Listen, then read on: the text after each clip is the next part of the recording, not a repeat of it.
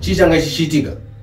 Ipapo sekuru mvura yangu sezvatunoendwa uda kuita tichida kuenda kunoita weti zvazve ndaisanzwa kudaro yaingwerikana yatongobuda pa ipapo ndaiti futi ndikanwa yekunwa yaingosvika futi chingopfuurira yakaita sei yakadaro ndaigona kutoti uku ndichinwa mvura uku ichibuda nguva yandainzwa kuda kunoita weti ndaibva ndaita tsvina kumashure nguva yandoida kuti ndakuda kunoita tsvina ndonguva yandaibva ndanzwa mvura yobva yatanga kuita Unopiwa kwakwino zvakanaka. ndikakunyanganani ngoyamba lini kubwera Ndikakutarisai vazukuru vanga usukutanga kuya. iwepo ufendera uko Iwe sikendera uko. iwepo ufendere pomwe Sikendera uko zvakare. ndifuna kukunyanganani kuno kwino Ndokuti ndikuone zvakanakisisa.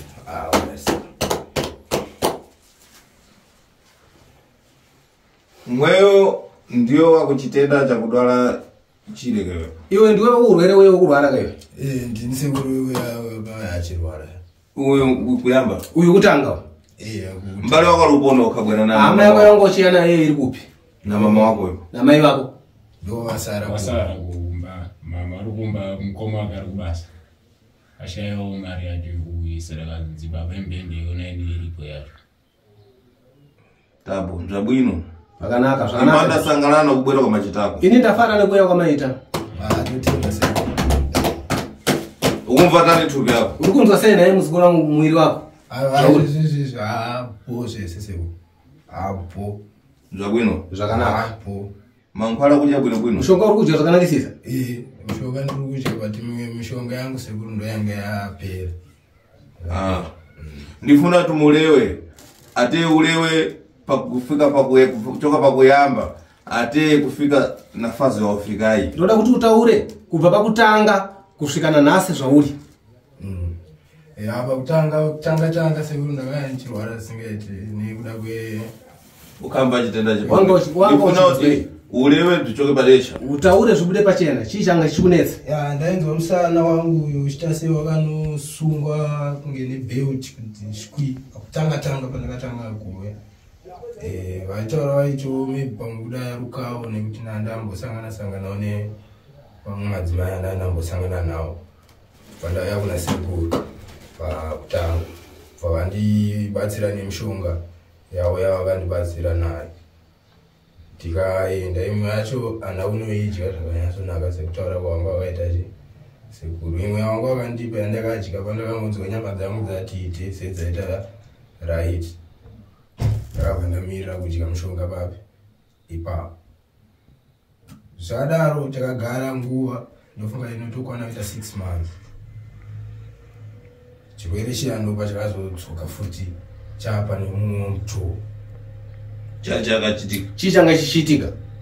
ipapo sekuru mvura yangu sezvatunoendwa uda kuita tichida kuenda kunoita weti zvazve ndaisanzwa kudaro yaingwerikana yatongobuda papi ipapo ndaiti futi ndikanwa yekunwa yaingosvika futi chingopfuurira yakaita sei yakadaro ndaigona kutoti uku ndichinwa mvura uku ichibuda ndipamuda dzabwera na mbale wako yo Ndopa wakazouya nehama yako ya? ndopa ndakazouya nehama yangu sekuru ndikupasira mankhwala Ndichikupa mishonga. pakuyamba siku ya dia la chiviri Wangu uri wechiviri wo. rarwarwendo rwechiviri kumashure kuna ndambo machi pakuyamba ndakupasira mankhwala for kalibeneko pakutanga ndakakupa mishonga mahara panga pasina mari. saizvo ndichaizvo sekuru ndobva wachitanga chita ngati wapola kule kukhale atodzi Ndobva wanzwa kuti miri yako yatambanuka ndobva watogarira futi. saizvozvo sekuru ndakakangwa kwacho nemari dzaidzenge dzichitinetsawo sekuru ndiye pawadzabwera Ndopa wakazouya. ndopa ndakazoya ndane humwe urwere zvakare sekuru ukuimba iwe Uri kuinzwa here? iwepo ukasipo pensenepo Iwe pesa pawanga usipo. ichokwadi sekuru nendisipo Aleva. Taura. Ya. Zvabva kuti mvura yaibuda futi nesystem yekutsvina zvainge zvakangofanana. Ndaiti nguva yandainzi wada unoita weti ndaibva ndaita tsvina kumashure. Nguva yandoida kuti ndakuda unoita tsvina ndonguva yandaibva ndanzwa mvura yobva yatanga kuita kubuda zvichipesana. Ndakaenda makandipa mushonga yekutanga yamakandipa sekuru ndikaenda zvishuwa kumashure kwakabva kwanovhara. Ndakanoita ndofunga kunge 4 days ndichidya mushonga yamama andipa yeporiji yemutii yemvura neimwe yekudonhedzera. Ndichidya mushonga iyoyo then kumashure ndokwava kwavhara mvura ndayakabva yaramba ichibuda. Ndofunga ndimukoma zvakafona futi Akanza kwenda kudzatenga mangwana. Akazouya achikutorera futi mumushonga. Makati uya utore ngawe yatore mushonga. Ndokudzoka kwakaita mukoma wachitora mimwe mushonga. Wakaenda mushonga takatombogara ndofunga nge 2 weeks. Mvura yaichikweda ichibuda asi ndaidya mushonga yangu yandakapuwa nasekuru. Zvakanoita pa 2 weeks paya yakabva yanosarira mbichana mvura yabuda. Yange yangoto kana pazuva kubuda ka 3 kana ka 4. Usiku ndizvo futi kana ka 3 kana ka 4. Kudzoka futi kwandakaita nana mama nevamwe zvaramboirira vakaita wakasimbirira futi.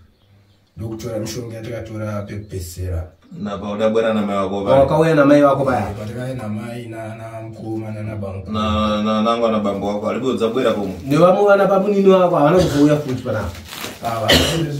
Vanogara kuchona shanga. So kana tauda wasangana futi tunofonerana forerana toungana pachi. Panzvimbo imwe chete touya sekuya kwataita sekuya. Aleva ndiye pamudzaita chadzetsa. Taura ndopa zvakazofamba sei? Madaro bva ndapuwa mushonga nana mama. Yatakayapa tichitora tina na mama nana sekuru pamwe chete. Takanogara ndofunga 3 days nichidya mushonga yangu iyoyo. Hapana wandakambojamba kudya. Ndichidya mushonga yangu yakangoirwa na mvura yakochi yavhara. Yasarira kunzwa mudumbu. Panoti ukada unonzwa unoita chi? Uye tunonzwa mudumbu. Mimba. Mudumbu. So nguva yandakazenge ndakuti ndoda kunoita weti kuyakwe kuduka nguva kwakutanga futi asi ndaingobudisa iri Madzi. Iri mvura. Iri mhepo. Mhepo. Mweya. Mweya ndichinzwa ngemudumbu ndakaita ndakafufutiwa. Nguva yandinomira kubudisa mhepo kuno ndonguva yaibva yabuda mvura. Asi pakubuda kwemvura yainge isina saini inoratidza kuti ndatsva zvatinomboita kana kuti tisunge zviya kuti tiri panzvimbo yakabatikana pane vakawanda veruzhinji asi unombosunga iyo yaisasungika yaingorikana yatomboita yatombobuda. Nguva inopedza kubuda ndonguva ndochitanga kuzwa mudumbu manje kurwadziwa kuti ange ndoda kuita weti. Ndakaramba ndichidya mushonga yangu yandakapuwa nasekuru. Kusvika zvinizvo zvakangonopera ndofunga zvinenge 4 days zvapera kumashure. Zvese pasina panichambonzwa kuda kuti kana magumbeze kutota kana mweya uya kana mvura zvese zvati zvapera. Asi mushonga yangu manje yaperawo. Yapera. Zvabwino kubera kudzatenga mangwana. Zvakanaka wauya kuzotora mushonga. Ndazotora mushonga. Zvakanaka izvozvo. Una zvakule wambo? Une zvinhu zvokutaura. Ini ndangotsigira kuti shuwa panyaya yemvura yekuti kana ndindarara naye. Yakuti katakarara rungotoona magumbezi aisaita se atota kwatorisumudza soro ichita kuchururuka rafanira nyiko mvura. Kuchururuka mvura ichitodona basi. But zvangotanga kungoenda Jimira ndofunga sekutara kwaari kuita. Yakwana 1 week. Svondo rakwana. Akusaita zvipi izvozvo. Sadza taira kutobika, tikada kutobika sadza, mvura kutombendochera, zvese mabasa akutoita, zvangasingaita mashure kwedu. Dzimwe nguva itoti akatoda kutove kana zvakakwidza, aitotiza. Vamweni chitokotera mashure dzimwe nguva chitombobatira macheka. Unoita kuva nebatsire kubata munhu ari kuita sei asi munhu anoshanda tobatsirwa yoyo. Bwino. Panopa ukumvatani mtima wako. Pari zvinorikunzwa sei moyo wako? Ndikufara sei. Akufara singamboiti. Iwepo ukumvaota. Iwe ukunzwa sei nekukura kuita hama yako? Ndinofara singaite. Singaite ndisingafungidzira kuti achadzoka kuita munhu zvaari. Akaenda. Angaenda. Itomari. Ngati siku adabwera na usiku pompano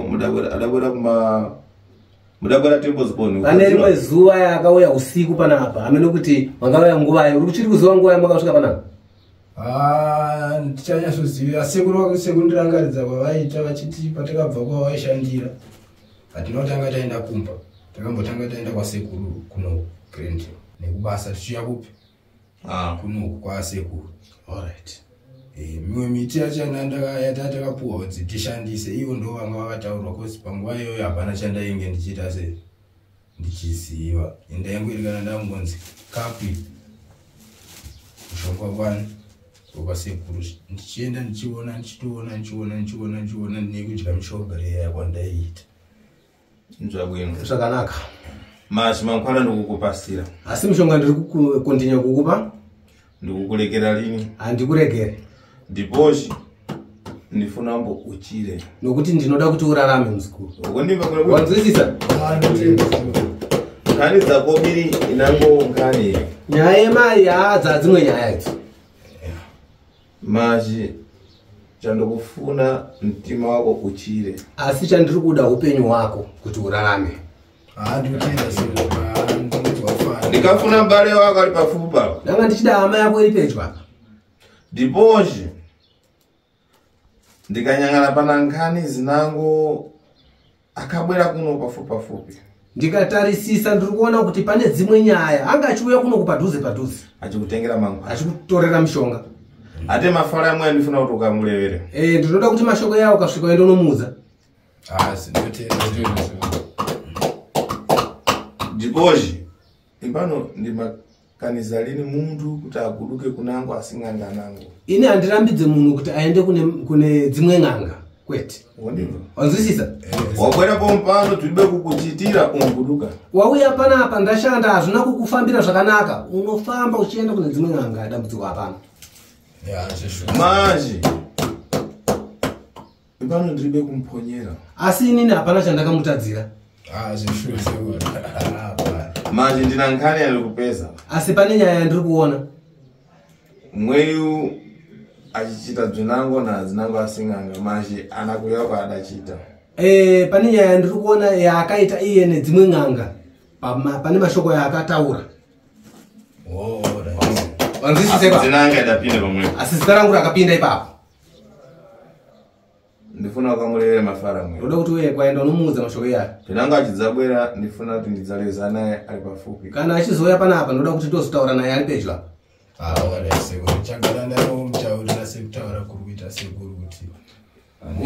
Tinanga achifuna kuduka kwa asing'anga nango mbalezane bzasing'anga mwewo. Kana achida kuenda kune dzimwe ng'anga asvika ikoko ngaataudzane ngaaite zveikoko. Ndivyo. Wanzwisisa?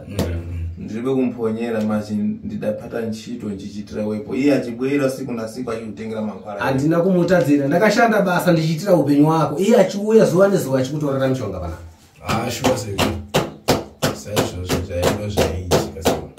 Panopo wabwera weka na mtima wako. Vari zvino wauya wega nemoyo wako. Mwezo ndiye pandalewa ndafasa na nkhani mwenyu.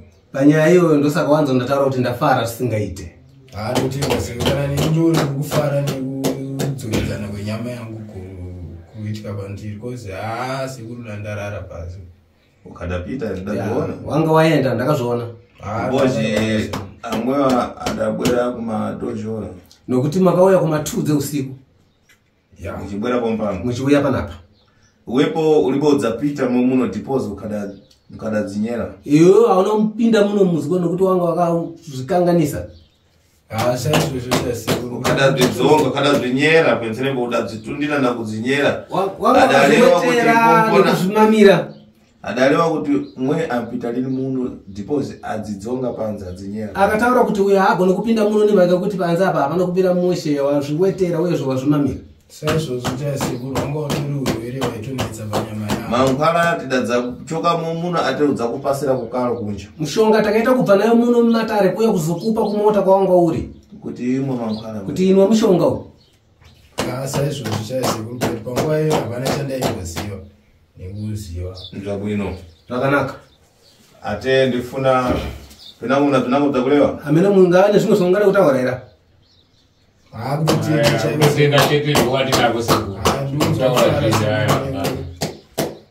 mabwera zvabwino mauya maita zvakanaka manje ndidzafuna mbale wako abwerepo pano nena mama wako abwerepo asi ndichada hama yako kuti uye panapa namai vako vauye panapa vaneiva ndidzaleverasana bwinobwino tiuye tozotaudzana zvakanaka manje nampodi kudzimanga asi rega kuzvisunga bwerani mensenewe mudafasa uyai mese makafara totenda pinango makumanana dzonango bwerani mukasangana nerimwe dambudziko uyai pano ndiribe chakuipa ine handina chakashata manje ndipafuna munthu ndakamupasira mankhwala ambapatisambo ntchito asi ndinoda munhu kana ndamupa mishonga yaye achiishandisa nemazvo nampodi udzachita ngati zvaudachita pakuyamba si mankhwala ukhadayasiya moda umwe rega kuita unge zvawakaita pakutanga ndakupa mishonga unobva wasiya mishonga kuda ushandisa ndipozvo ukhadamba thupi rako ngati yachita ukashandisa mishonga pacho munhu paunzwa kuti mwiri yako yatambanuka ndobva warega kushandisa mishonga saizvo zvichaise zvandichamboka ndakazviita zvakada kuti ndakazoona unza pasai unza ndimara mhamvu ndipozvo mankhwala ndikupasira yaye uchidzonga ndakundogadzika kule mankhwala yantandiza nango unondipedza simba pana weikukubatsira nemaika kuti mushonga wandikakupa iwe waenda kugadzika mishonga usiri kushandisa mishonga yanga chitofana kuti ndibatsire nayo wamwa mankhwala ambachoka kumosambiki anango Malawi manango Zambia si mankhwala yamweyo utalitali kwandinkumba mankhwala mishonga inobva kure imwe inobva kuMozambique imwe inobva kuMalawi imwe inobva kuZambia mishonga iyi ndinoichera kure kuti isvike panapa inango ndimbayikumba momuno imwe yachona imwe ndinoinonga muno manje momuno ndimbakumba lini mankhwala momuno inge dadzala madzi muno handiwanzi kuchera mishonga muno nekuti mishonga muno yakazara mvura kuna madzi kwenekwene kune mvura yakanyanyisa kuno ate mtengo yako nkule kuibweresa konkuno chinchita chipandulu tipochi kuna madzi maningi muti wekuko kuti tiutore tiuye nawo kuno kutozodyara kunokura zvakanyanyisisa nomake kuti kuno kune mvura yakawanda wanimva nzwisisa nambotodzonga mankhwala nakundokhazika mazi mankhwala amfunika ndikakupasira patisa ntchito rega kurasa mishonga kuti ndikakupa utora mishonga ugadzika uka kana ndakupa mishonga enda unoshandisa saizvo zvichaise kuti nyaya yekuchengeta mishonga ndakazoona rimwe dambudziko risingaiti haika wakazoonawo risingaiti nzvabwino zvakanaka pinango wakudziwa nzvabwino kana kuri kuti uri kuziva naweyo uri wakuti zvindaraitika kuna chinango chakureva wepo une chimwe chekutaura naye baba wacho aiwa chini mashoko yangu ndekuti aiwa kufara nekupona kwaita mishonga yenyu iri kubatsira mukomana handina zvinhu zvokutaura kuti aiwa sekuru makaita basi zvamberi vakadaro tisingafungidzire mukomana achataura sezvari kuita nhasi taitongoti amina nzvabwino zvakanaka